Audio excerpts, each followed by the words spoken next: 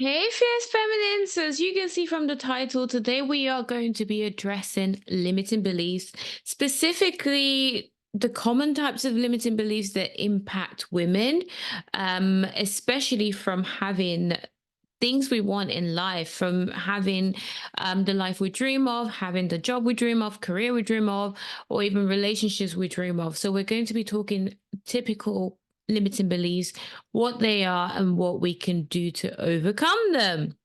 Before we get into it, if you are watching on YouTube, be sure to like, comment what you think about the conversation, and also subscribe. If you're listening on Spotify and Apple, be sure to follow and also leave a review for the podcast. Okay, so it's your host, or educated transformational coach, and excuse me, I forgot to put my phone on silent. Transformational coach and psychologist. Bear with me while I switch this phone onto silent. I put it on loud because I'm expecting a phone call. I normally just have my phone on silent. But anyway, let's get straight into it. What are limiting beliefs? Why is my camera like zooming out and in? If you're listening on audio, it's me and my camera again, trying to figure it out. But okay, so let's get into it. I actually wrote down a definition of limiting beliefs, so I don't have to like make it up for you, because I wanted the definition to be very clear and concise. As a transformational coach myself, I have been made aware of limiting beliefs. With my coaching accreditation, a lot of the emphasis actually on our coaching qualification was on helping clients identify limiting beliefs, because essentially limiting beliefs can hold us back from being the best versions of ourselves. So, to give you like a clear, concise definition of limiting beliefs, the one I found when I did my search, it says a thought or state of mind, a thought or state of mind that you think is the absolute truth and stops you from doing certain things. So you may notice I put a lot of emphasis on the word you think when I said that sentence. And I'll come back to why I put the emphasis on think in a moment. But essentially, um, as humans, we have thoughts going on in our brain constantly. Um, Honestly, the data varies. Sometimes I've seen an average of 12,000 thoughts. Sometimes I've seen an average of 70,000 thoughts a day. So apparently, as humans, we go through on average 12,000 to 70,000. That's quite broad. So I'm still trying to find like the probably the best data we can find out there. But basically, we go through thousands and thousands of thoughts a day. And actually, stats show that, unfortunately, for the most of us, about 80% of these thoughts we go through are negative. So, just think about it. You are going about your day, right? Trying to live your best life, trying to attain personal goals. Maybe you're wanting to be more spiritual.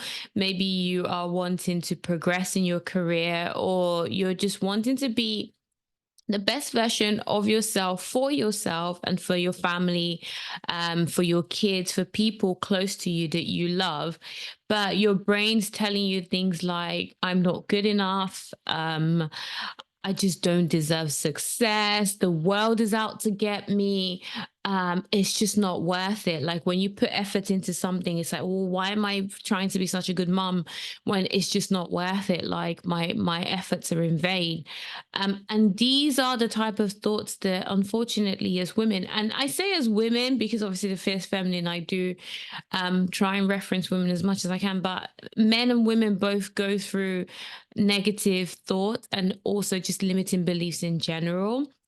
But on average, every day, for the most part, about 80% of the thoughts that go through our head are negative thoughts, or thoughts that tell us we don't deserve the things we have, or we're not good enough for what we have, or question our abilities, question our level of competence, question every action literally that we go through, oh, I could have done better, that should have been better.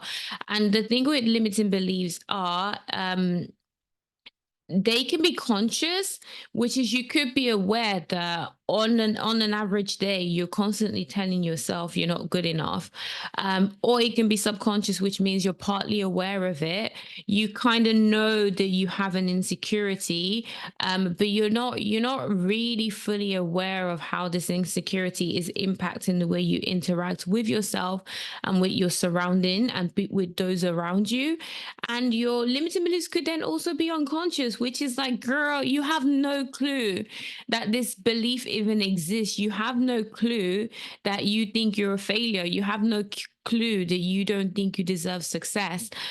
So I was gonna say that might be the most scary one, but honestly, like I think they all are just, they're all not great to go through. Like whether you're conscious of this limiting belief or you have no awareness of it, either way on that spectrum from conscious to unconscious, your limiting beliefs are impacting how you view the world, how your world works, and how you interact with people. Because if you think about it, um, and let's give you an example of one limiting belief that's, I mean, all of them impact the way you interact with people.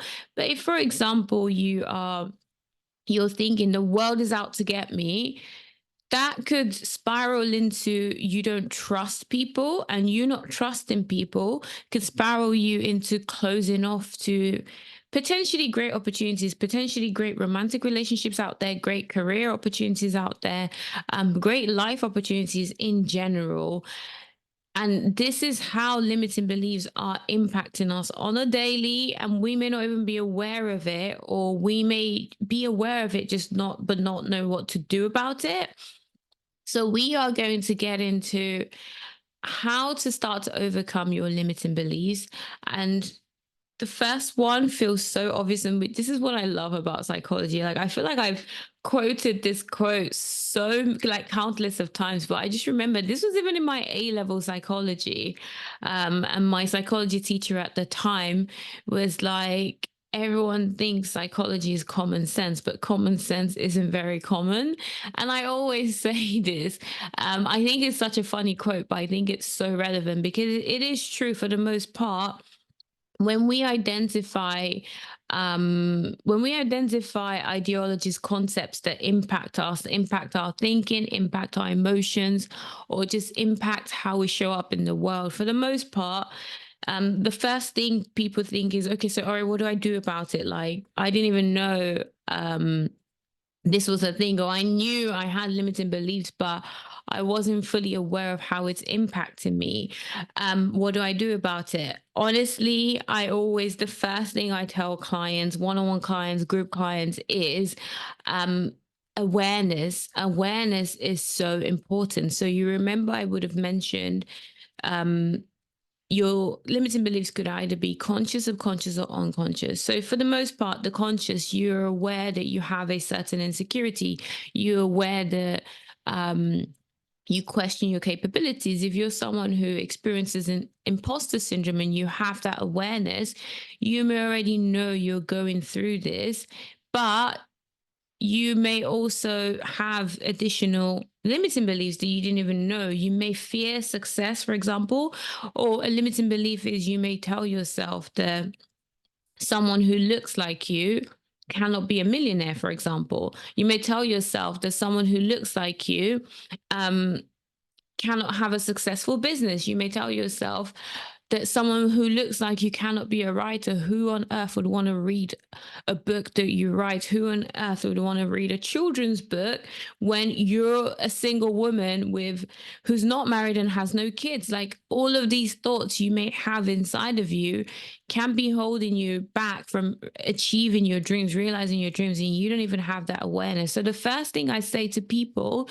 who are wanting to overcome limiting beliefs is, number one, having the awareness that limiting beliefs exist. So even you listening to this episode and you knowing that limiting beliefs impact all of us, and also they can go from conscious to unconscious, like even having that awareness is already a big first step.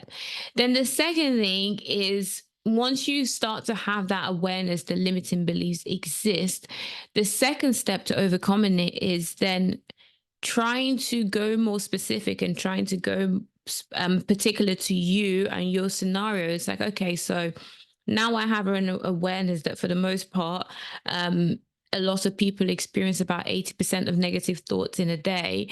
What are my negative thoughts? And this is how you may start to identify your limiting beliefs, even the ones that are unconscious. So, one trick, it's not really a trick. I was going to say one trick, but okay, let's call it a tip. But a tip I share with clients in terms of identifying even the unconscious limiting beliefs is journaling. Journaling is so important. Like, ask yourself that question, or even like literally get a notepad and a pen and carry it with you throughout the day, and just pay attention, especially when you are like engrossed in your work, in your day-to-day work, or engrossed in, if you're a mum, engrossed in being a mum, engrossed if you're a partner, engrossed in being a partner, like whatever it is your that looks like your typical day.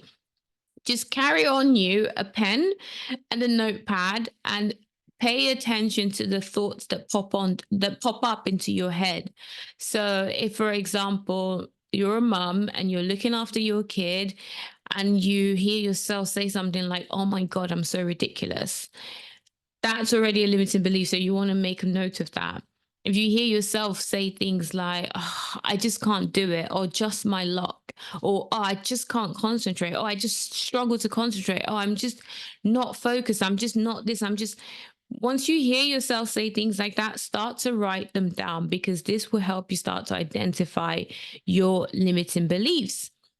The second way to help you overcome your limiting beliefs is actually, believe it or not, you want to open yourself up to more experiences, and you want to open yourself up to new experiences, because I do believe that to help you start to identify, I mean, to start to overcome limiting beliefs, you want to really build a strong connection with you. You want to build strong internal validation, because for the most part, a lot of us, our limiting beliefs stem from um, the perception we've created that we think is of ourselves, but really it's been a buildup of criticism and negative experiences that have happened over the years. So, for the most part, with limiting beliefs, when you start to write down these, oh, I'm just so rubbish at this, I'm just so good, bad at this, I'm not great at this, I'm not great at that. If you take the time to reflect and think about it, once you started to journal these thoughts that pop up, if you ask yourself, um, are these really my thoughts, or do these thoughts sound similar to someone around me? And I hate to say it, but for the most part, a lot of times when you start to journal these thoughts that pop up, these negative thoughts, if you really pay close attention, they probably most likely, I want to bet money on it, come from voices around you. So they may come from your teachers growing up, they may come from your primary caregivers growing up, they may come from friends growing up. If you were bullied growing up, just think about like your past experiences, or not even being bullied. For example, you may be a child who came from a very protective, sheltered family, for example, and because your parents loved you and they wanted to do, or they thought they were doing what was best for you, perhaps they protected you from making choices because they thought, okay, um, this child, I want to help this child make the decisions.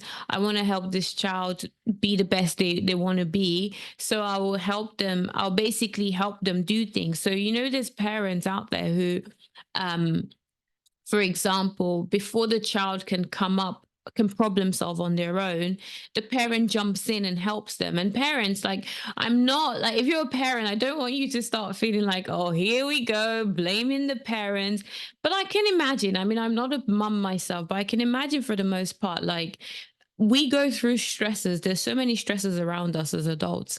And even me, as like someone with no kid, I imagine sometimes my day, I know, not I imagine, but my days can be stressful sometimes. Sometimes I might get very impatient. So imagine as a parent with a child who is basically trying to understand their life, trying to understand what's going on around them, trying to understand what works and what doesn't work. I can see why a parent may just jump in and want to immediately fix things for their kids, or immediately correct things for their kids, or immediately do things for their kids instead of like helping them navigate and helping them start to problem solve on their own. So imagine if, for example, if you're thinking like, oh, I was never really criticized or looked down on by my primary caregivers or by my teachers and those around me. Like, um, I was always loved and looked after. Like, that's fine, but perhaps maybe that's a scenario. And honestly, I could go into so many potential scenarios that could have created this limiting beliefs that are now in a position as an adult where you question your capabilities. So, going back to the example of a parent who jumps in and problem solves before the child can problem solve, that child is going to grow into an adult who second guesses their choices, second guesses their opinion, second guesses their ability to make decisions. So it's, for the most part, limiting beliefs often come from times in our past experiences where we were made to feel less than, or we were made to think less than, or we were made to feel incapable of our abilities, and we have now grown into this version of ourselves where we are constantly doubting ourselves, or we are constantly criticizing ourselves and constantly knocking down ourselves. So to help you overcome limiting beliefs, you actually want to open up yourself to new experiences. And this might feel scary, but you want to learn to step out of your comfort zone. You want to learn to push yourself. You want to learn to attempt and try new things, because learning to attempt and try new things is actually a way to help you boost your confidence. That knowing that you feared a certain thing, like knowing that you've been put off eating a certain meal or trying new cuisine, and now you've tried it, typically that could give you this feeling of like, oh, okay, so maybe I can try new things. And trying new things, learning new experiences do help you build your confidence, as long as you do it in a kind way, and as long as you are patient with yourself, and as long as you manage your expectations, and as long as you don't set yourself excessive expectations when you're trying new experiences. Trying these new experiences will help you start to and opening up to trying these new experiences will help you start to address limiting beliefs. Because if, for example, one of your limiting beliefs is like you're just so incompetent, and you've now tried a new experience and you're actually fairly good at it, you start to challenge that belief you had that told you you're incompetent. So you want to try to open up yourself to new experiences. The other thing you want to do, actually, in terms of limiting beliefs, is you want to open yourself to new ways of thinking. And this is why opening up to new experiences is a good way to help you overcome limiting beliefs. Because understand that limiting beliefs are not just like critical beliefs of yourself. They're not just critical. So if we go back to the definition, a thought, a state of mind that you think is the absolute truth and stops you from doing certain things. Limiting beliefs don't just apply to like how you see yourself, they apply to how you see the world as well. So a limiting belief might be that there's no point making new friends because friends are just going to disappoint you. So that's a belief you may have from a past experience, maybe a past experience that has let you down. And you now have that new belief that, oh, there's no point making new friends because new friends are going to let me down. You then close yourself off to getting to make new friends. So limiting beliefs also apply to your perception of the world. You may have a perception that um, rich people are greedy people, rich people are selfish people. That may be limiting you wanting to earn more money. You may have beliefs that I don't know, a certain style of parenting will raise very spoiled children. So that may be closing you off to learning a new style of parenting. So limiting belief is not just being self critical.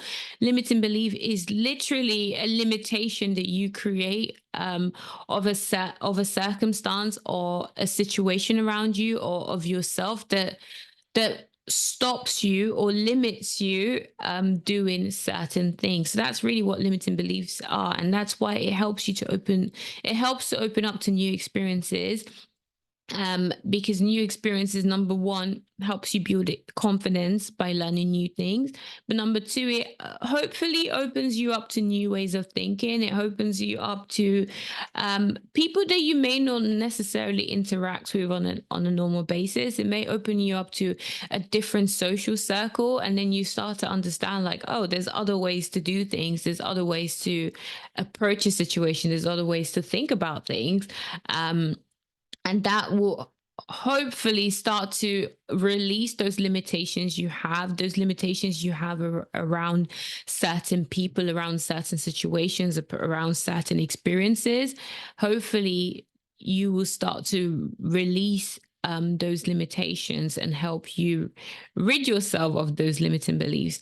um, the other thing with new experiences and exploration, as I said, limiting beliefs. So the third point, I need to learn to structure this. I was so good at it at some point, and then I feel like I've lost momentum on like learning to structure my episodes.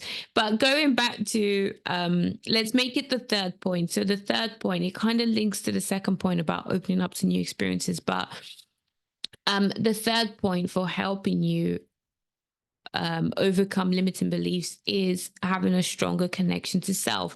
And what I was going to say about that, a strong connection to self, is that very often our so-called thoughts or beliefs that we think are of ourselves, our so-called perception we have of ourselves, quite often can actually be perception of others that we have now labeled to be our perception of ourselves.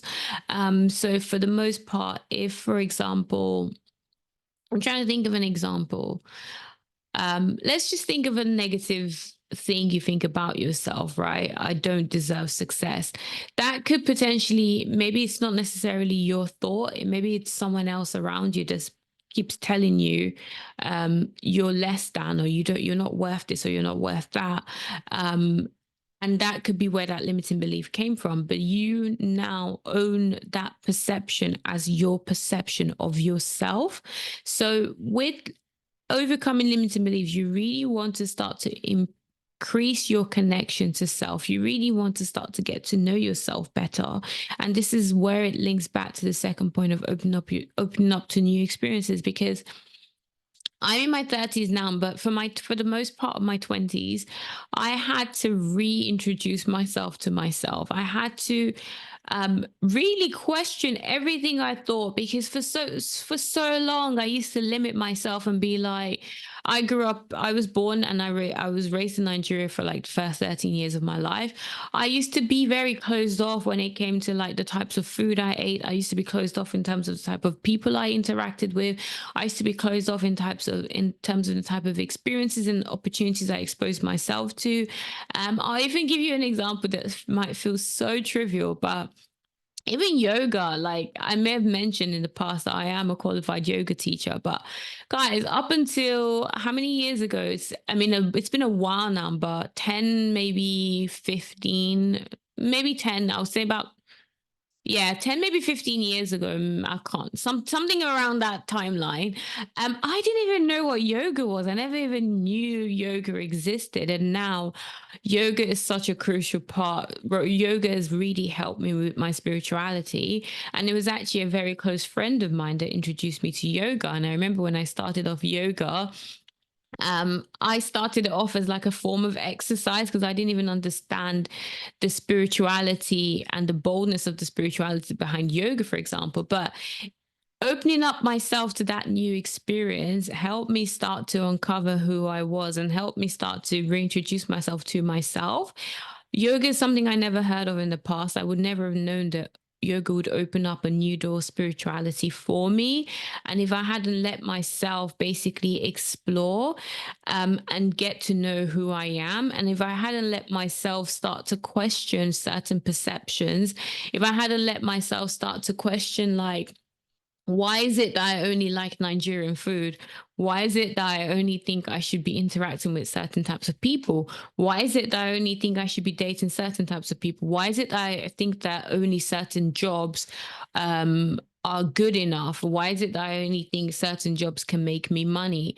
If I hadn't started to ask those questions, and if I hadn't started to ask myself, like, do I only like Nigerian food because I personally only like Nigerian food, or is it just that I haven't tried Nigerian food? I mean, is it that I just haven't tried other types of food? And I'm like, okay, let me actually open up and try these new things. And in doing that, in getting to know myself, and in basically allowing myself explore, in basically allowing myself be open up to new experiences, I started to get a better sense of who I was as a person. Honestly, not even who I wanted to be, because some people might think, oh, maybe you just got a sense of who you wanted to be. But I think all of these things were already inside of me. There was an authentic version of me that was hiding there somewhere, that I wasn't introduced to, because there was a lot of noise going on around me about who I should be or who I think I was, based on people's perception of me. And that then became my label of who I should be. So you want to explore, you want to try new things, you want to push yourself out of your comfort zone and reintroduce yourself, reintroduce yourself to who you really are as a person. And this will help you start to overcome limiting beliefs, because now I know for a fact that someone who looks like me can own a successful business, which I never thought that was a possibility in the past. I don't think I even really had exposure. And this is another thing about opening yourself to new experiences, because for the most part, what creates limiting beliefs is our closed up experience, our closed up lens of the world.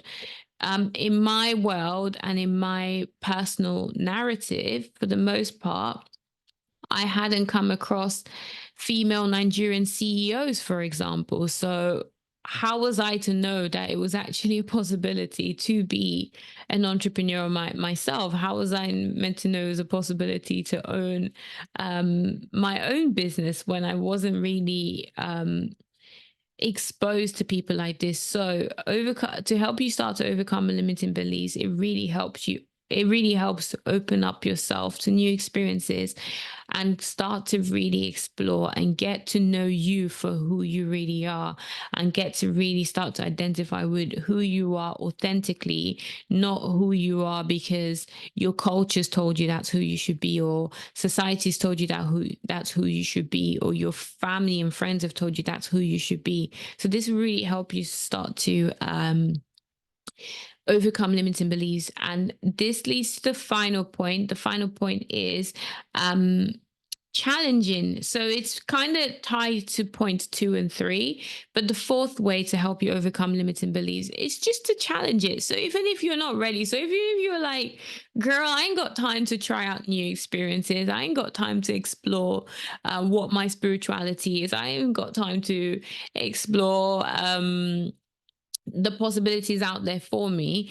The other thing you could do is just look back on your experiences and challenge yourself. So if one of your um limiting beliefs is I'm not good enough, like, you go back to your journal and you see the list of beliefs, or the list of negative thoughts that came up throughout the day, and one of it is that you're not good enough, then go back and look at your past experiences and challenge yourself. It's like, girl, okay, let's think about it.